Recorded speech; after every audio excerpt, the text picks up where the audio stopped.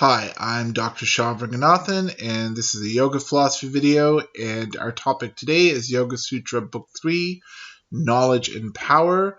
So this is the third installment in our four-part series on the Yoga Sutra, and each video is an account of one of the four books in the Yoga Sutra, and so the idea is to give you a little bite-sized overview of a topic that we do explore at greater length in extended philosophy classes on the Yoga Sutra. All right, so this is just a bit of a recap here. Now that we're in Book 3, Book 1 and 2 might seem a little distant from us. So in Book 1, we learned that we're each an agent distinct from our experiences, right? And the task of living life as ourselves, free of external coercion, involves changing your life into one characterized by responsibility as opposed to, say, passivity and being a victim of external circumstances. But this move towards responsibility is characterized by devotion to the ideal of personhood, Ishvara, and Ishvara is untouched by past choices and afflictions, right? And so when we engage in yoga, we engage in a practice that's defined by this devotion to unconservatism and self-governance, being untouched by past choices and free to move forward according to our own determination. Okay, and so the idea then is we get to leave the trouble of the past behind as we move into a receptive future. In Book 2, we learned that there are three essential components to the practice of yoga. There is devotion to the Lord, who's defined by the characteristics of unconservatism and self-governance. And then we practice this by way of going against the grain, tapas, producing heat,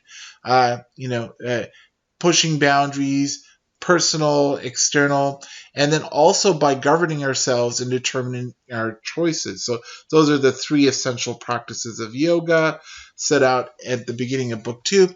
And then in Book 3, we come to the powers of yoga. And so Vibhuti Pada, that's the title of Book 3, and Vibhuti means basically pervading power. So the entire process of yoga is about getting us out of this artificial shell where we treat the contents of our mind as a kind of external barrier to our choices. And this is a barrier in part that's constructed out of us treating it as something that we can't get involved in, but really what we think of as our mind is really in the end just the world that we have not decided to participate in. And so the practices of yoga are in a large way about getting us out of this shell, right? And so when you start to perfect this, you start to engage in a kind of pervading power, a power that involves you participating in reality and not simply as a kind of wallflower at the sides. Okay, and the powers in question can be used to support the yogi in our practice. Okay, and it depends upon the perfection of the previous 5 steps, including sense withdrawal. Okay, so and there are 3 limbs here that characterize this latter stage of yoga. Okay, there's dharana, which is concentration. This is not the same as obsession, right? It's only possible after you've withdrawn the senses, right? Then you can focus on objects that are from differing perspectives, right? But this ability to focus on an object, but in a non-obsessive way, allows you to be moved by the object. So then you are in a position to start to understand it from different perspectives, and then you engage in samadhi. You are with the original thing. Okay, and so this 3-step process of concentrating, which is different than obsessing, then being moved by the objects in question, and then having a kind of understanding of being with that object, allows us to harness the strength of what we investigate, right? So In a way, when we apply this to Ishvara, when we think about Ishvara this way, we are devoted to Ishvara this way.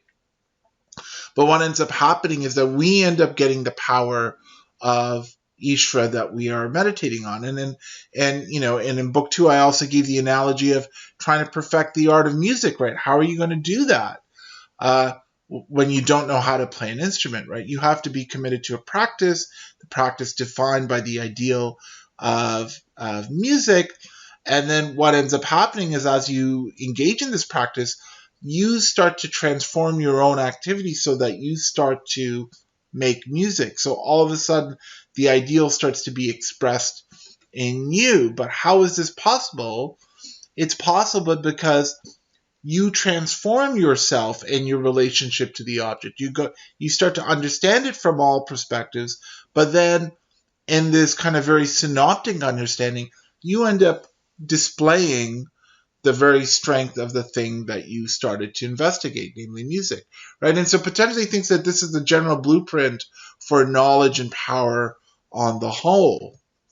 Okay, and together he calls this Samyama, okay, the perfect constraint of the mind. Samyama literally means, this is something I didn't quite realize until later, with yama, and yama is the first of the limbs of yoga. So you are, in a way, fulfilling the original project of yoga of taking a non-harmful approach to life when you allow yourself to be powerful and knowledgeable by way of this practice of devotion to the things that you are interested in.